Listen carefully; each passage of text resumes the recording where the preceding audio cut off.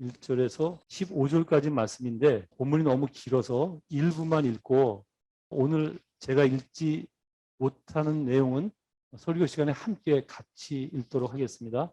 10절에서 15절까지 마지막 5개 구절을 제가 봉독하도록 하겠습니다.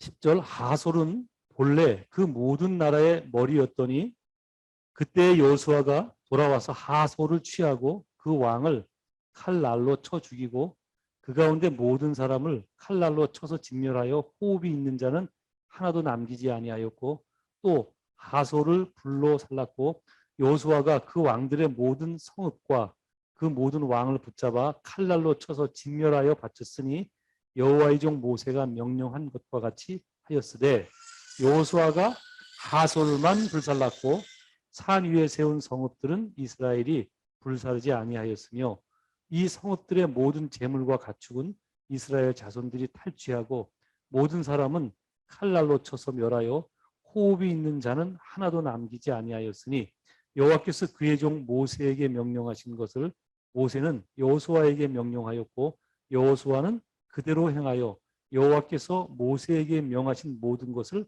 하나도 행하지 아니한 것이 없었더라. 아멘. 예, 잠시 기도하고 제가 이 말씀 함께 살펴보도록 하겠습니다. 하나님, 또 이 말씀 살피게 하시니 감사합니다. 오늘도 주를 예배할 때 주의 말씀을 듣기 원하오니 하나님 우리에게 은혜를 베푸셔서 각 성도들에게 하시고자 하는 말씀이 각 성도의 귀에 들려지도록 복내려 주시옵소서. 그것을 간절히 소망할 때 예수님 이름으로 기도드리옵나이다. 아멘. 예, 여러분 한 주 평안하셨습니까? 오늘 설교 제목이 조금 도발적이지 않나요? 제목 자체를 보면 하나님 앞에 성도로서 매우 불경건한 제목입니다. 마치 주권자이신 하나님을 인간이 사용할 수 있는 방법이나 도구처럼 그렇게 표현했기 때문입니다. 그럼에도 불구하고 제가 이런 도발적인 제목을 붙인 이유는 표현이 좀 거칠지만 실제 성도들 마음에 하나님을 누리기 원하는 마음이 있기 때문에 그렇습니다. 이 표현을 조금 실감나게 제가 표현해 보면 대상을 다른 것으로 바꿔보면 제가 무슨 말씀을 드리는지 실감이 납니다. 예를 들면 사람들은 누구나 다 부를 누리기 원합니다.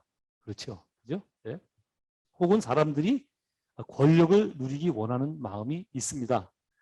그와 마찬가지로 성도들도 하나님도 그렇게 누려보기 원하는 마음이 있습니다. 그러나요? 그렇지 않나요? 네, 다 그렇습니다. 물론 그런 마음은 가질 수 있습니다. 또 우리가 하나님의 백성이니까 하나님을 누려보기 원하고 또 하나님의 도움을 그렇게 간절히 원하는 것 다 이해가 됩니다. 그런데 문제는 그런 마음을 잘못된 신앙으로 풀어간다는 것입니다. 보통 어떻게 접근하나 하면은 자기가 원하는 것, 바라는 것을 목적으로 최선을 다하는 삶을 살면서 하나님께 도움을 구합니다. 내가 원하는 것은 이것입니다. 하나님 그러니 도와주십시오. 그렇게 하나님을 누려보기 원합니다. 그러나 하나님은 우리의 그런 마음을 문제는 기뻐하지 않는다는 것입니다. 왜냐하면 대부분 그런 우리의 바람들은 하나님께서 우리에게 주시기 원하는 것들이 아닐 때가 대부분이기 때문에 그렇습니다. 그런 경우가 많죠. 그런 차원에서 오늘 본문 내용은 성도된 우리가 어떻게 하면 하나님을 바르게 누릴 수 있는지를 아주 잘 나타내 보여주고 있는 말씀입니다. 여호수아서를 보는 축복이죠. 그 여호수아서를 우리에게 기록해서 보게 하신 이유이기도 하고요. 과연 어떻게 하면 성도된 우리가 삶에서 바르게 하나님을 누릴 수 있을까요? 이 질문에 관심을 두고 이제 오늘 내용을 살펴가려고 합니다. 오늘 본문은 비록 1절부터 15절까지요. 짧은 내용이지만 여호수아와 이스라엘 백성이 그 당시 가장 막강했던 가나안 북쪽 지역을 정복한 내용입니다. 15절밖에 안 되지만 북쪽 지역 전체. 여러분 제가 혹시 그 본문 읽을 때 여러분 지금 10절 다시 한번 보아주실래요? 10절? 하솔은 본래 그 모든 나라의 머리였더니 이게 기록되어져 있죠. 이게 그 당시 가나안 땅에 이 하솔 성읍이 가장 큰 성읍이었어요. 저는 이제 하솔을 가봤거든요. 가서 깜짝 놀랐어요. 그 주변 지역이 굉장히 평화하고 아, 진짜 이 복받은 지역이구나. 경작지가 넓고 그런 지역이더라고요. 그래서 이제 하솔이 성경에 많이 등장을 하거든요. 사사기에도 등장을 하고 열왕기, 상하에 다 등장을 합니다. 여기가 이제 보시면 알겠지만 오늘 본문에서 여호수아가 거기를 다 멸절시키거든요. 근데도 없어지지 않아요. 그만큼 사람들이 살기가 좋았다는 뜻이에요. 자꾸 몰려들어서 또 성읍을 만들고 또 성읍을 만들고 그래서 이제 하솔성을 유지해 가거든요.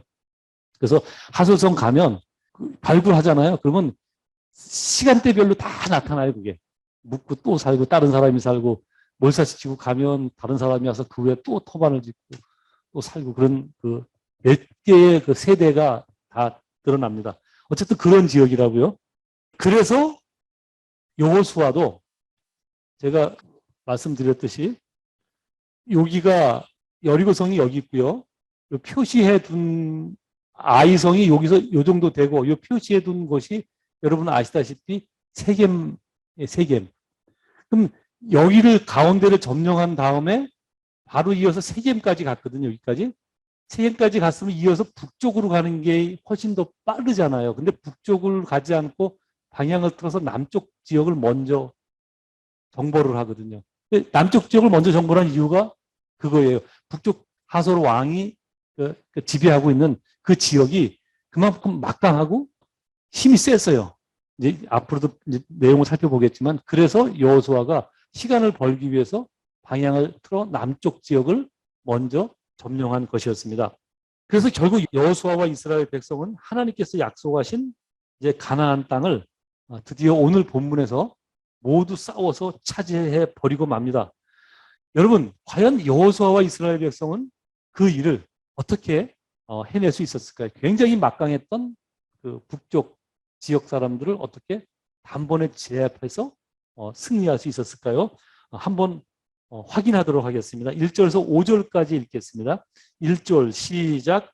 하솔왕 야빈이 이 소식을 듣고 마돈왕 요밥과 시므론 왕과 악삽 왕가 및 북쪽 산지와 긴네렛 남쪽 아라바와 평지와 서쪽 돌의 높은 곳에 있는 왕들과 동쪽과 서쪽의 가나안 족속과 아모리 족속과 헷 족속과 브리스 족속과 산지의 여부수 족속과 미스바 땅 헤르몬 산 아래 히위 족속에게 사람을 보내매 그들이 그 모든 군대를 거느리고 나왔으니 백성이 많아 해변에 수많은 모래 같고 말과 병거도 심히 많았으며 이 왕들이 모두 모여 나와서 이스라엘과 싸우려고 메롬 물가에 함께 진쳤더라. 1절에 보면 하솔왕 야빈이 이 소식을 들었다라고 기록되어져 있습니다. 여기서 이 소식은 우리가 지난주에 살펴본 대로 남부 5개 부족 연합군이 이스라엘의 기습 공격에 한꺼번에 당했다는 그런 소식입니다.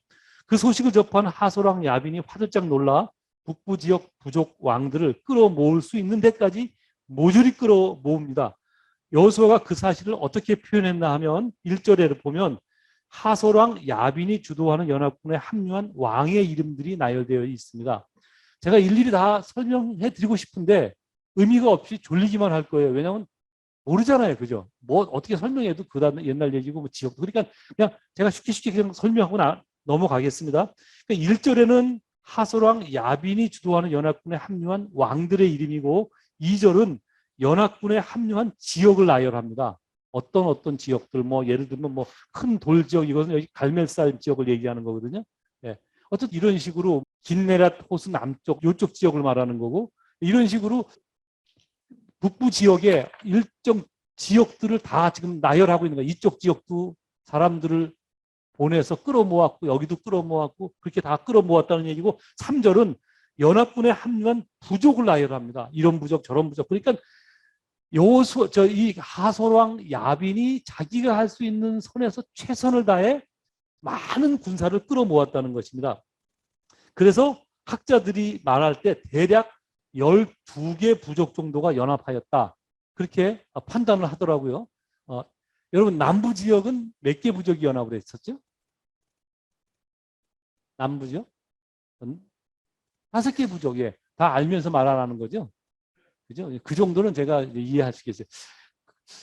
이러면 곤란하죠. 그죠? 제가 몇 수십 번을 강조했으니까. 네. 예, 남부 지역은 5개 부족이 연합했는데 지금 북부 지역은 5개 부족이 연합해서 이제 박살이 났다는 소식을 들었으니 당연히 그다음부터는 그 이상은 모으겠죠. 그죠? 야, 모을 수 있는 데까지 다 모여. 칼 들고 있는 사람 힘이 10만 있으면 다 들고 나와. 그래서 구석구석 모았어요. 그래서 얼마나 모았나 하면 뭐라고 돼 있죠? 그 4절에 그 사람 모인 사람 수가 예, 해변에 수많은 모래같이 많았대요. 그리고 더 중요한 거 있어요. 말과 병거도 힘이 많았더라. 여러분, 말과 병거는 이 당시에 지금으로 말하면 보병들이 전투하는데 탱크가 등장한 거예요. 이 당시 전쟁 다 여러분 혹시 그 영화나 이런 데서 보셨죠? 그냥 방패 하나 두고 창 들고 와 떼거리로 우르르 몰려나가서 막 서로 찌르고 누가 먼저 빨리 죽고 누가 많이 살아남느냐 싸움이거든요. 근데 말과 병거가 있었다는 거예요. 그러니까 우리는 다 지금 총 들고 뭐 칼 들고 나가 총 들고 나가 보병들이 나가는데 탱크가 등장한 거예요. 탱크가 있었다는 거예요. 그 지역에. 예. 그러니까 얼마나 이 북부 지역 사람들이 작심을 하고 지금 준비를 하고 있었는지 우리가 파악을 할 수 있습니다. 여러분, 그리고 이제 그 내용을 우리가 이제 살펴갈 건데 여기서 우리가 살피기 전에 또 한 가지 여러분이 알아야 될 게 있어요. 지금 우리가 지난주에는 남부 지역을 점령한 지역을 살펴보았고 한 주 건너서 오늘은 지금 북부 지역을 살펴보잖아요. 오늘 북부 지역은 다 끝나버리거든요. 근데 이게 그게 전쟁이 그냥 어제 남부 지역 끝내고 오늘 북부 지역 끝내고 그랬을 거라고 생각하는데 큰 오산이에요. 그죠? 다음 주에 본문에도 나오지만 무려 7년이나 걸린 전쟁이에요. 그러니까 성경이 모든 것을 과정을 생략하고 결과만 이렇게 딱딱딱 나열해 놔서 되게 쉽게 끝날 것 같은데 그렇지 않아요. 그러니까 여러분들이 여호수아 읽으면서 막 승리했다 그러니까 나도 뭐 쉽게 승리할 수 있을 거라고 생각하시면 안 돼요.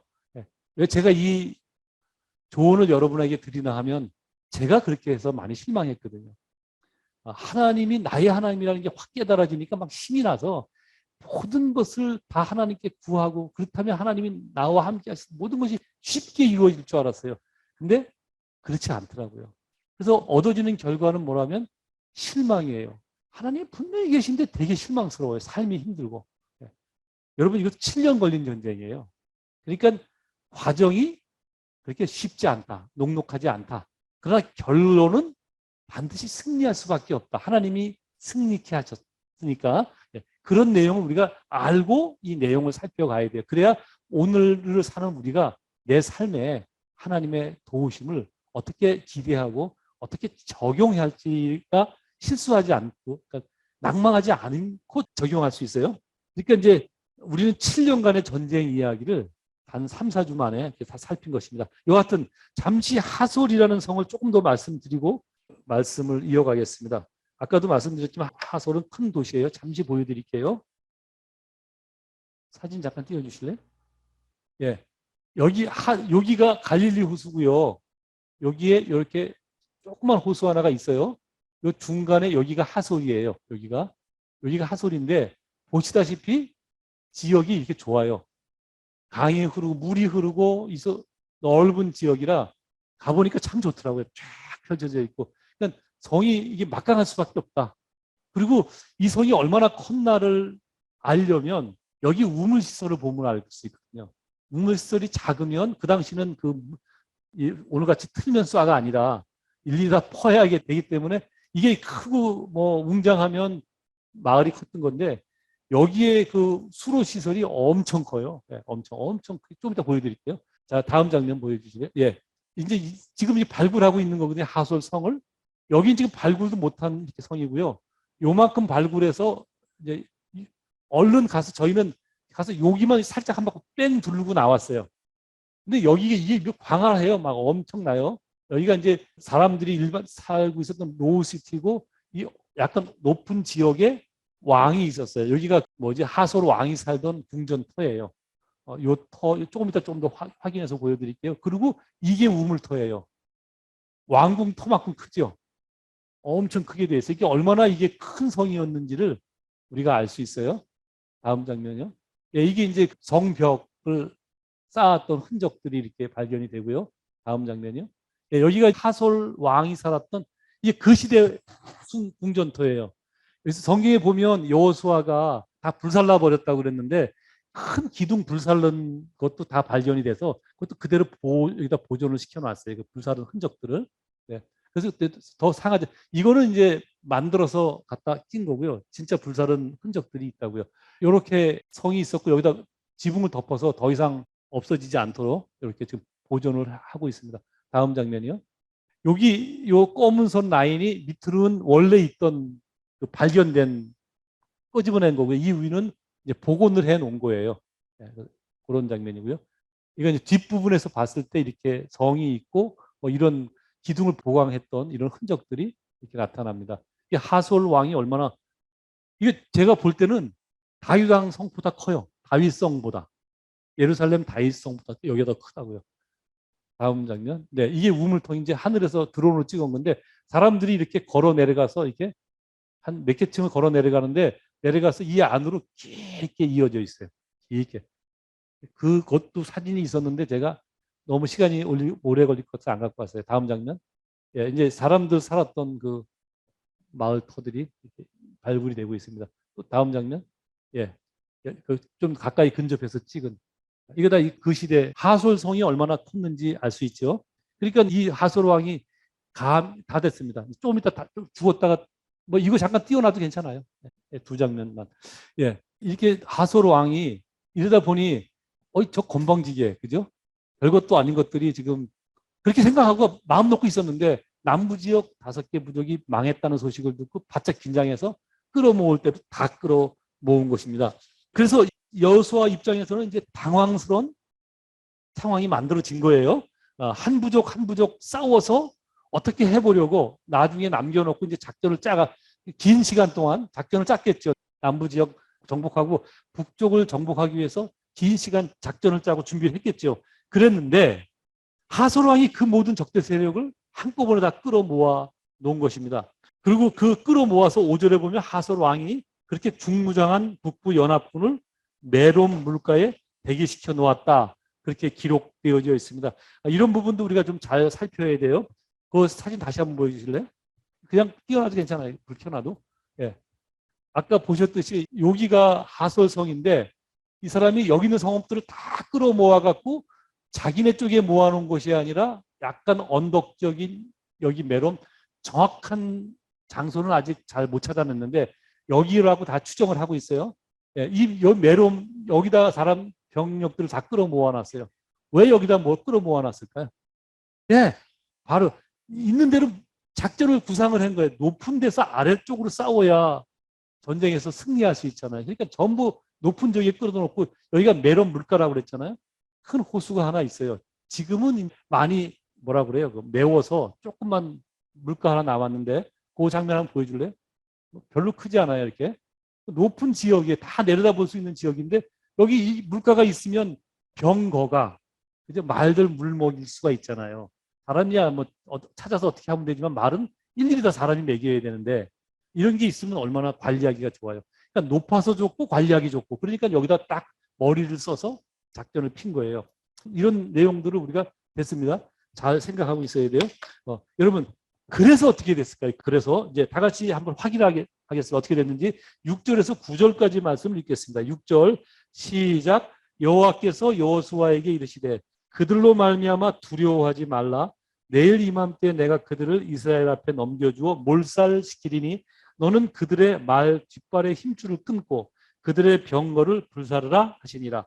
이에 여호수아가 모든 군사와 함께 메론 물가로 가서 갑자기 습격할 때에 여호와께서 그들을 이스라엘 손에 넘겨주셨기 때문에 그들을 격파하고 큰 시돈과 미스과 마임까지 추격하고 동쪽으로는 미스바 골짜기까지 추격하여 한 사람도 남기지 아니하고 쳐 죽이고 여호수아가 여호와께서 자기에게 명령하신 대로 행하여 그들의 말 뒷발에 힘줄을 끊고 그들의 병거를 불로 살랐더라. 아멘. 너무 좀 잔인한 내용 같은데 왜 이렇게 잔인하게 그 말씀하셨는지는 제가 계속 다음 주 미루는데 진짜 다음 주에 좀 설명을 드리도록 하겠습니다. 먼저 6절을 보아 주십시오. 여호수아에서 아주 익숙한 말씀이 등장합니다. 어떤 말씀이죠? 예, 두려워하지 말라는 말씀입니다. 이 뜻은 여호수아에게 두려운 마음이 있었기 때문이다 라고 제가 말씀드렸죠. 그죠? 두려운 마음이 없는데 두려워하지 마 그러면 하나님이 이상하신 분이잖아요. 두려운 마음이 있었기 때문에 하나님께서 두려워하지 말라 그렇게 말씀하신 것이라고요. 하나님은 이미 여호수아에게 이 말씀을 여러 번 하셨어요. 기억하시겠지만 1장에서 요단강을 건널 때 그 말씀을 하셨어요. 물이 막 발끝까지 막 문턱까지 꽉 차니까 하나님께서 뭐라고 말씀하시냐면 두려워하지 말라 이렇게 말씀하셨다고요. 그리고 8장에서 아이성 정복하러 나갔다 한번 개박살나고 회개하고 다시 돌이켜서 나가려고 그럴 때 한 번 졌기 때문에 두려운 마음이 있잖아요. 하나님께서 뭐라고 그래요? 두려워하지 말라. 그들을 너희 손에 붙였다. 이렇게 말씀하세요. 그리고 10장에서 가나안 남부의 5 부족들이 연합군과 첫 싸움이죠. 5 부족이 확 모여 있다 그러니까 여호수아와 이스라엘 백성들이 두려운 마음으로 가슴이 철렁했겠죠. 그때 하나님께서 뭐라고 말씀하시냐면 똑같 두려워하지 말라 그렇게 말씀을 하십니다. 여러분 이런 말씀을 하나님께서 계속 여호수아에게 반복하시는 것에 대해서 여러분은 어떻게 생각하세요? 아니 그만큼 하나님의 도우심을 경험했으면 이제는 어떤 상황을 만나도 두렵지 않을 것 같은데 계속 두려워했나 보지? 혹시 이런 생각 안 드세요? 어떻게 생각하세요? 한심하다 그런 생각이 드세요? 아니면 어떠세요? 여러분 한번 여러분 스스로 한번 생각해 보세요. 어느 날 내가 기도해서 어떤 일을 난관을 극복을 했어요. 그래서 막 힘이 났어요. 근데 며칠 살다 보니까 또 다른 난관이 확 닥쳐요. 그러면 아 그래 하나님이 도우실 거야. 그리고 편안하던가요? 가슴이 철렁하던가요? 철렁하죠. 예. 예, 이게 인간의 리얼한 실체입니다. 예. 어쩔 수 없어요. 하나님도 그걸 너무 잘 아셔서 계속 두려워하는 여호수아를 야단치지 않으신 거예요. 그리고 그럴 때마다 두려워하지 말라, 두려워하지 말라 하고 말씀을 하신 거예요. 힘들어야 또 하나님 찾아 나오거든요. 힘들어서 하나님 앞에 손 멀릴 때마다 하나님 붙드시고 두려워하지 말라 그렇게 말씀을 하신 것입니다. 여러분도 경험해 보셨다고 말씀하셨지만 아무리 하나님의 도우심을 경험해도 두려움이 없어지지 않습니다. 난간을 만나거나 내 힘을 넘어서는 환경을 만나면 인간은 언제나 덜컥 마음이 내려앉죠. 그래서 하나님도 그렇게 두려워하지 말라 반복해서 말씀해 주신 것입니다. 이 말씀은 중요한 말씀이 이 말씀은 하나님께서 너의 뒤에 있으니 두려워하지 말라는 말씀입니다. 왜 제가 뒤에 있다고 표현했냐면 이 싸움을 지금 누구한테 시키고 있어요? 하나님께서 직접 나가 싸워요? 이스라엘 백성으로 싸우라고 그래요. 네, 이스라엘 백성이 싸워야 하기 때문에 그리고 두려워하지 말래요. 이 말씀이 그럼 무슨 의미예요? 싸워. 내가 뒤를 봐줄게. 내가 뒤가 되어줄게. 이런 뜻이거든요. 여러분, 우리가 신앙의 삶을 산다고 해서 여러분, 우리 성도들이 착각하는 게 있어요. 그게 뭐나 하면 신앙의 삶을 살 때 성도들이 쉽게 착각하는 게 뭐나 하면 신앙의 삶을 살면 내 앞길에 양탄자가 깔릴 것 같은 착각에 빠져요. 왜냐하면 하나님이 전능자시니까. 하나님이 내 기도를 들으시니까 내 기도에도 내 신음에도 응답하시는 분이시니까 내 삶의 앞길에 양탄자가 깔릴 것처럼 생각을 하는데 그렇지 않다는 거예요. 그렇지 않다고 성경이 말씀하고 있어요. 우리의 앞길에 곤고한 날과 평탄한 길을 번갈아 주신다고 말씀하셨거든요.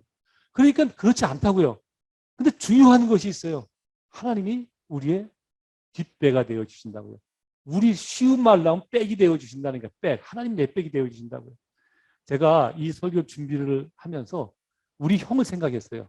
우리 형님이 군 생활을 할 때 굉장히 좋은 부대에서 근무를 했어요. 그 부대가 일명 백부대예요. 그래서 신병들이 전입해 오면 묻는데요. 너 누구 백으로 왔어? 서로 묻는데요. 보통 3스타 정도 백은 통하지도 않는데요. 그 정도로. 거기가 이제 제가 기억하는데 제가 군에서 제대할 때 월급을 4,200원 받다 4,500원 오르는 거 보고 제대를 했어요. 4,500원 못 받았어요. 근데 저희 형님은 저보다 한 6, 7년 먼저 군 생활을 했거든요. 근데 그때 돈으로 몇만 원을 받았어요. 2만 원인가? 사병이. 놀랍죠, 그죠? 어마어마한 돈을 받았어요. 그때 그런 부대에 근무를 했어요. 근데 그러니까 뭐 하여튼 그 부대가 미국 그 정보부에서 그 봉급이 나왔기 때문에 그렇게 많은 봉급을 받았는데 아주 최고위 정보를 취급하는 그런 부대였어요. 그러니까 그 부대를 제대하면 5년간 해외에 나가지 못해요. 그리고 대부분 취직을 보장해줘요.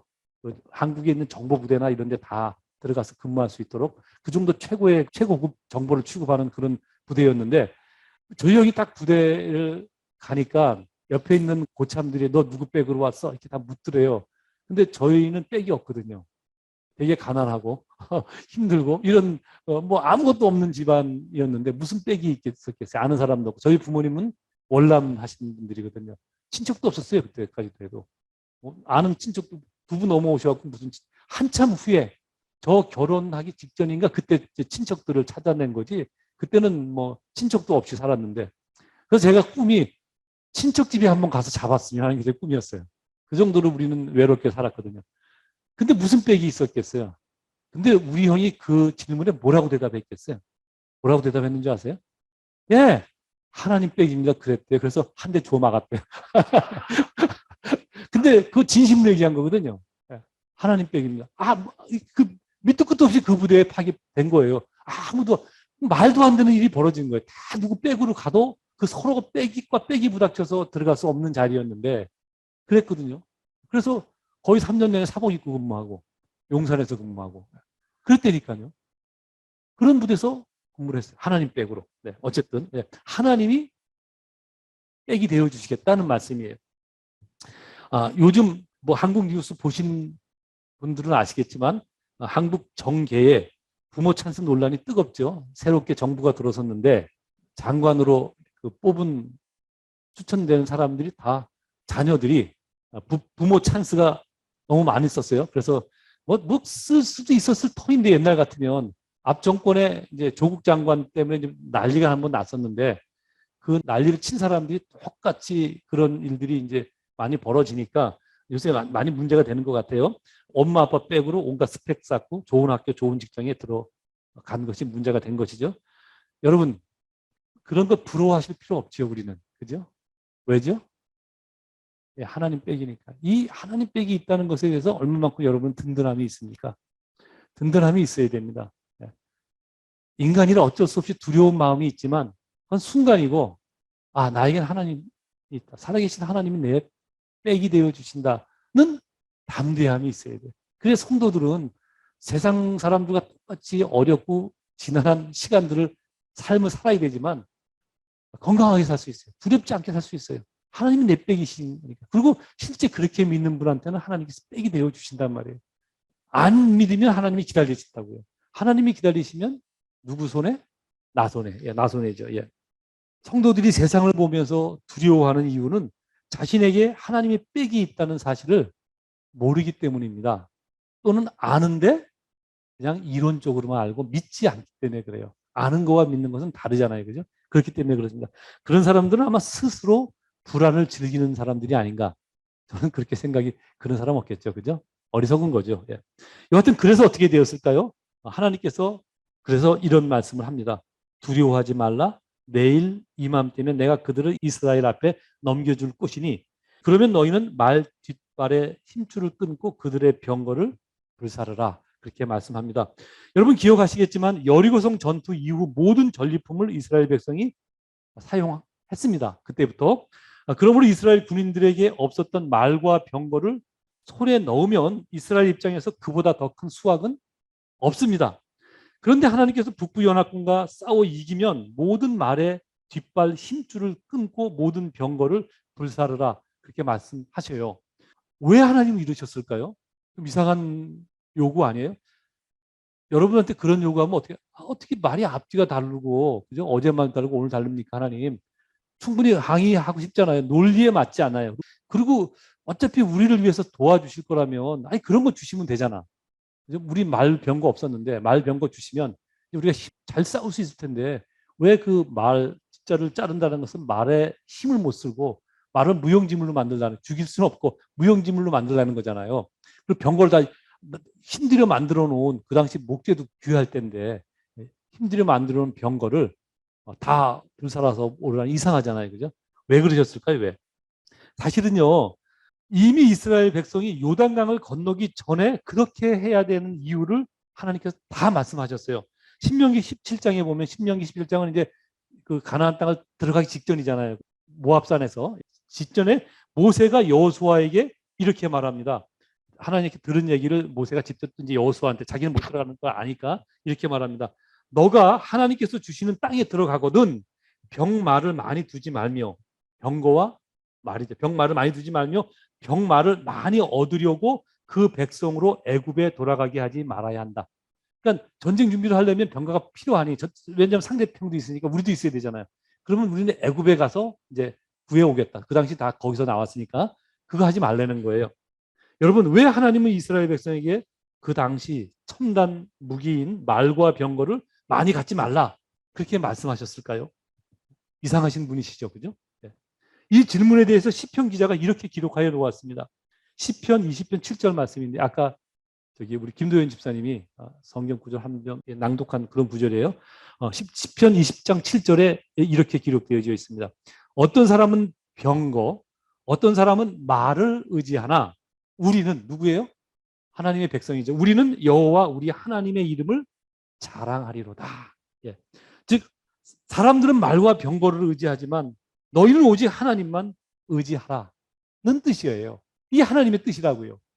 여러분, 사사기에서 보면 기드온이 병사들을, 미디안 족속과 싸우려고 병사들을 모으잖아요. 많이 모았는데 하나님 뭐라고 말씀하세요? 너무 많아 돌려보내. 기준이 뭐예요? 뭐 이런저런 이유를 들어서 돌려보내. 그거 다 이유에 불과해요. 원인은 한 가지, 많다는 거예요. 왜 자꾸 줄일까요? 하나님 말씀하셨거든요. 너희가 숫자로 이겼다 말할까? 합니다. 숫자로. 숫자가 많으면 숫자로 이긴 것 같아요. 여러분도 마찬가지예요. 여러분 가방끈이 좀 길지요? 외제 가방끈이죠? 성공해서 잘 살면 내 가방끈이 길거나 좋은 거나 그렇다고 생각한단 말이에요. 근데 하나님께서 오래 참아주세요. 그렇게 착각해도 어느 만큼은 인정하지만 정말 필요한 때까지 여러분이 굴복 안 하면 그거 다 흔들어 놓거든요. 하나님이 그것 때문에 여러분 복 주시는 거 아니에요. 하나님이 사랑하셔서 복 주는 거예요. 그거 잘 기억하셔야 됩니다. 그래서 하나님께서 뭐라고 말씀하시냐면 그 땅에 들어가거든 병마를 많이 두지 말며 병마를 많이 얻으려고 그 백성을 애굽에 들어가지 말라 그렇게 말씀한 것이라고요. 또한 시편 147편 10절에 보면 여호와는 말의 힘이 세다 하여 기뻐하지 아니하시며 사람의 다리가 억세다 하여 기뻐하지 아니하신다 라고 기록되어져 있습니다. 그죠? 그러니까 하나님은 당신의 자녀들이 하나님 외에 다른 어떤 것을 더 의지하는 것을 좋아하지 않는다는 말씀이에요. 여러분 스스로 한번 이 시간 생각해 보십시오. 저한테 말씀 안 하셔도 돼요. 스스로 한번 생각해 보세요. 여러분은 지금 뭔가 마음에 한편에 의지된 어떤 의지하는 것이 있습니까? 뭘 의지하고 삽니까? 한번 생각해 보십시오. 솔직한 심정으로 여러분 스스로 한번 생각해 보시라고요. 여러분 학벌입니까? 아니면 저기 사업하시는 분들도 계시는데 모아놓은 경제력입니까? 무엇이 여러분 마음의 한편의 위안입니까? 무엇을 의지하는 마음이 있습니까? 한번 스스로 솔직히 한번 생각해 보십시오. 아니면 자신의 머리입니까? 아니면 누구처럼 인맥 또는 아빠 부모 찬스입니까? 한번 생각해 보십시오. 여러분에게도 부모 찬스 있을 수 있죠. 그죠? 또 부모님이 뭐 재산 누구 주고 돌아가시겠어요? 결국 다 놔주시겠지. 그러면 그렇게 마음 놓고 있을 수 있어요. 그죠? 하나님 백성이 그런 것 의지하면 하나님께서 기뻐하지 않으신다는 사실을 분명하게 말씀하고 있어요. 여호수아가 우리에게 주는 축복이죠. 하나님께서 기다려 주실 때 여러분이 마음을 돌이키는 것이 신앙의 지혜입니다. 이와 같은 하나님께서 두려워하지 말라는 말씀에 힘을 얻은 여호수아가 또다시 기습작전을 감행하여 그 다음날 말씀하신 대로 메론 물가에 모여있던 북부 연합군을 단번에 제압해 버립니다. 제가 말씀드렸죠. 기습작전 별거 아니다.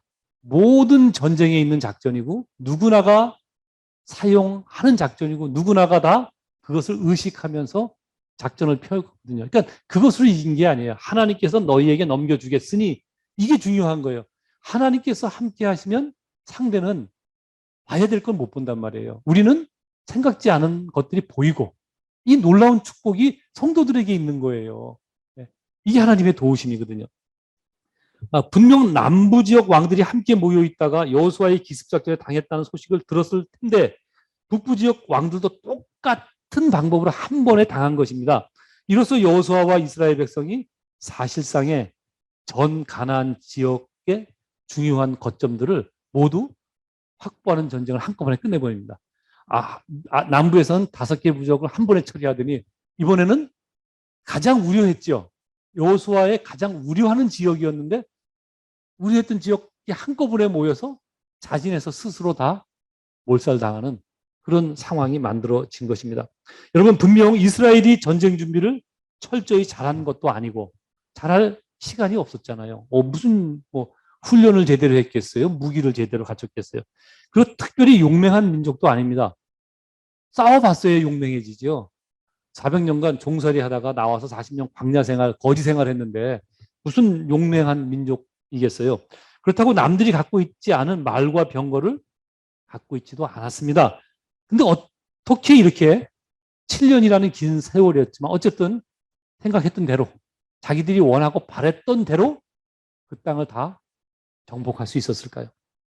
이 질문에 대한 답이 1차 가나안 정복 전쟁을 마무리하면서 이게 1차 가나안 정복 전쟁이 마무리되는 거예요. 15절로 마무리가 되거든요.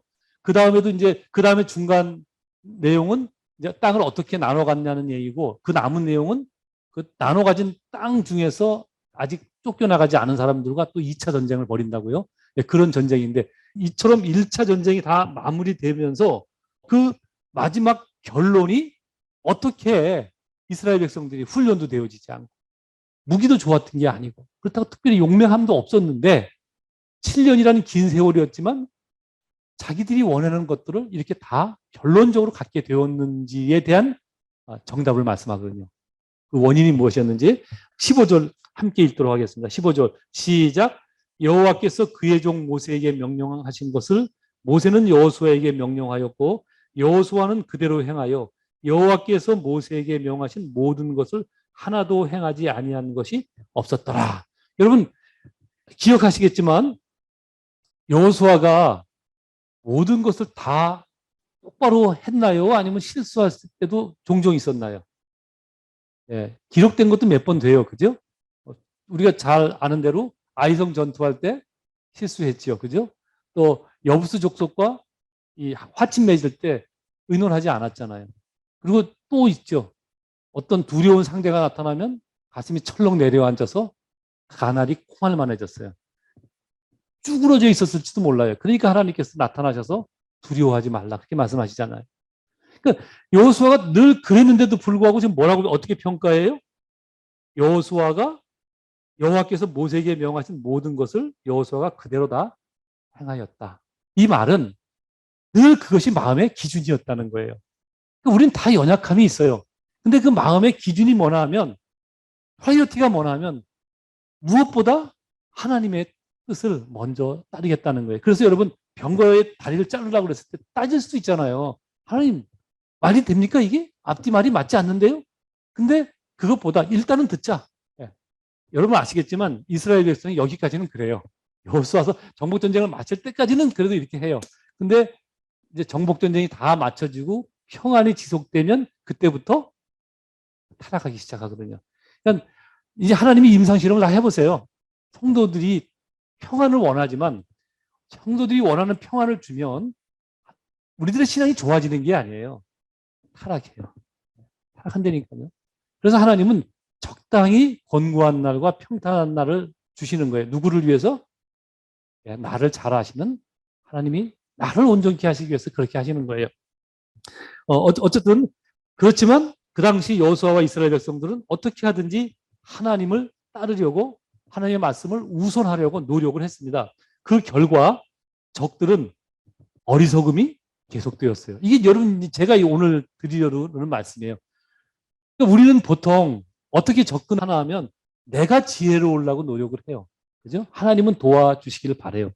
근데 지금 여호수아와 이스라엘 백성들은 어떻게 접근을 했냐면 하나님의 말씀을 우선으로 했어요. 어떻게 하든지 그 말씀을 따라 살려고 노력하고 하나님께서 말씀하신 것을 지켜가려고 노력을 했어요.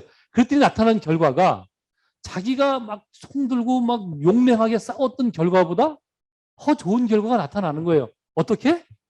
적들은 어리석음이 계속됐어요. 아니 모여있다 당했다는 소식 듣고도 머리가 순간 멈췄는지 누군가 잘못 조언을 했는지 하여간 논쟁이 자기들끼리 돼서 그랬는지 모르지만 나름대로 머리를 썼잖아요. 그죠? 자기들이 생각할 수 있는 최선을 다해서 높은 지역으로 옮겼고 물가로 가서 하여튼 전쟁하기 좋은 환경에 딱 자기들이 세팅을 하고 있었어요. 그랬는데 그 세팅이 오히려 함정이 돼서 한꺼번에 다 제거가 됩니다.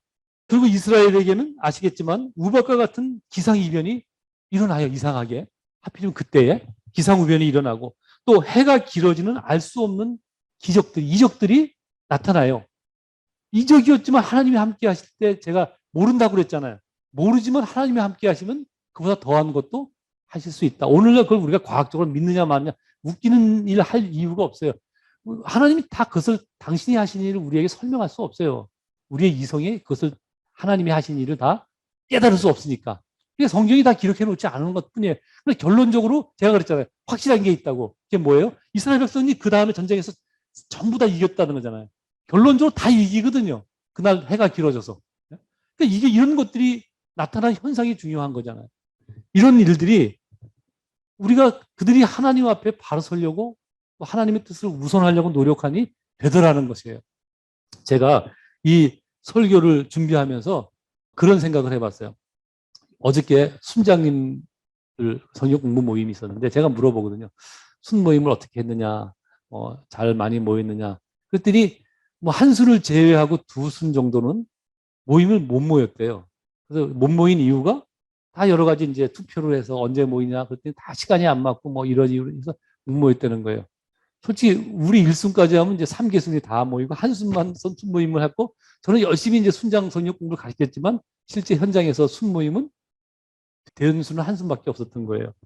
제가 솔직히 좀 마음이 아팠어요. 왜냐하면 어쩔 수 없는 일이 있는 것은 사실이에요. 그런데 그런 것들을 우선 일을 우선순위로 두잖아요.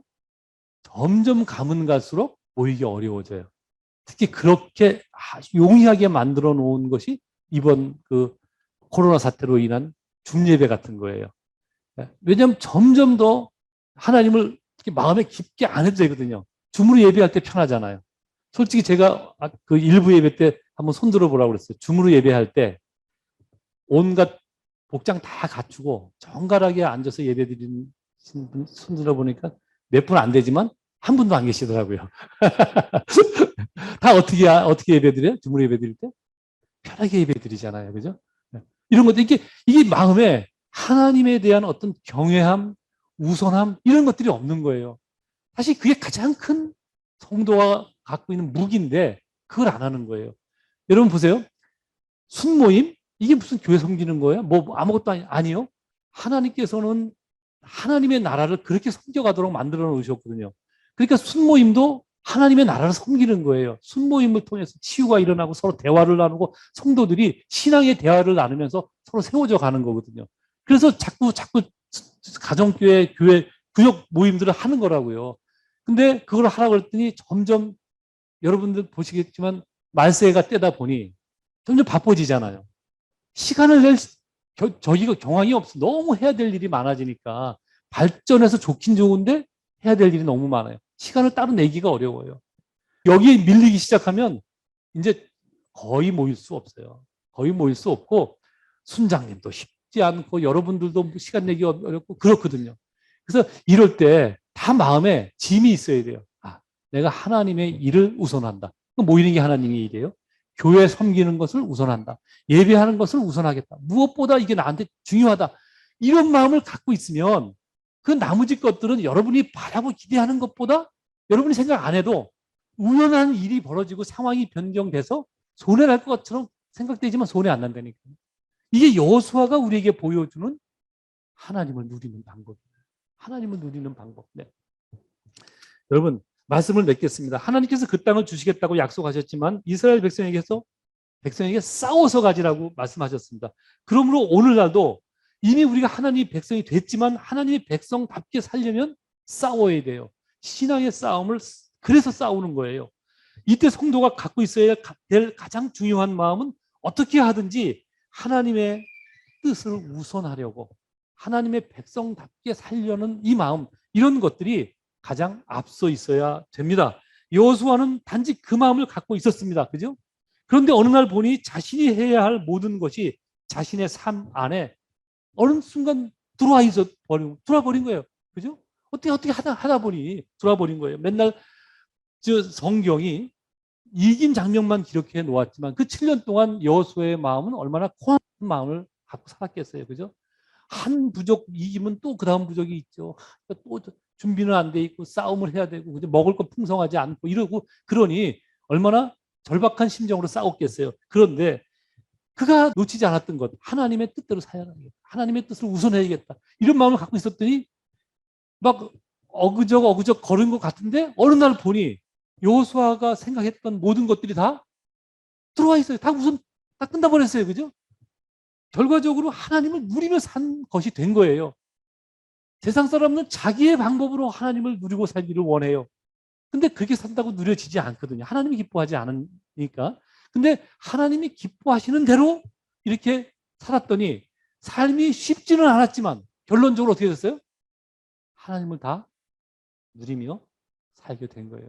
사람들은 내가 기도 한번 하면 성령이 역사에서 한 번에 싹 해결돼요. 그런 일 거의 일어나지 않는다고 생각하시면 돼요. 그런 일. 성도의 삶에 그런 일 거의 일어나지 않는다고요. 왜냐하면 하나님은 과정을 원하시는 거거든요. 결과를 주기 원하면 하나님 주시면 되잖아요. 그죠? 이스라엘 백성 그 땅 그냥 주시면 되잖아요. 근데 그냥 주셨어요? 싸워서 가지라고 그랬어요. 싸워서 가지라고 그러고 싸우는 과정을 하나님께서 간섭하시거든요. 하나님은 과정을 원하시는 거예요. 우리의 신앙의 이 삶의 여정에 그래서 우리는 기도해야 되고 때로는 매달려야 되고 때로는 안타까워야 되고 때로는 눈물도 흘려야 돼요. 그래서 때로는 돌아가는 고통이 나한테도 있는 겁니다. 이게 성도들의 신앙의 삶이거든요. 신앙의 삶이 교회 와서 예배만 드리면 되는 게 아니에요. 예? 신앙의 삶은 어떻게 잘 사냐? 내가 기도하면 하늘이 움직여. 그거 아니에요. 여러분의 주어진 성도의 삶을 얼마만큼 내가 하나님의 백성으로 성실히 사느냐. 그게 신앙의 삶이고 신앙생활의 기쁨이에요. 그것을 하면서 사는데 그것을 바르게 하고 하나님을 우선순위를 놓고 살면 어느 날 우리가 하나님을 누리며 살 수 있다는 거예요. 하나님을 누리는 삶이 성도 생활의 기쁨이에요. 신앙의 기쁨이라고요. 자꾸 신앙의 기쁨을 이상한 데서 찾지 마시라고요. 여러분 오늘 우리에게 귀한 말씀 여호수아가 전해주고 있습니다. 정말 하나님의 뜻대로 우선해서 살았더니 그 모든 것들이 다 이미 주어진 거예요. 살펴보니까 그렇지 않은 모습도 있잖아요. 우리 모습처럼 그죠? 그런데 중요하게 실패도 하고 실수도 할 수 있지만 하나님의 뜻을 우선해서 살려고 늘 중심을 갖고 애쓰고 노력하면 하나님이 역사하십니다. 그러한 삶을 여러분의 삶에서 깊게 누리는 저와 여러분 되어지기를 간절히 소망합니다. 아멘. 예, 기도하겠습니다.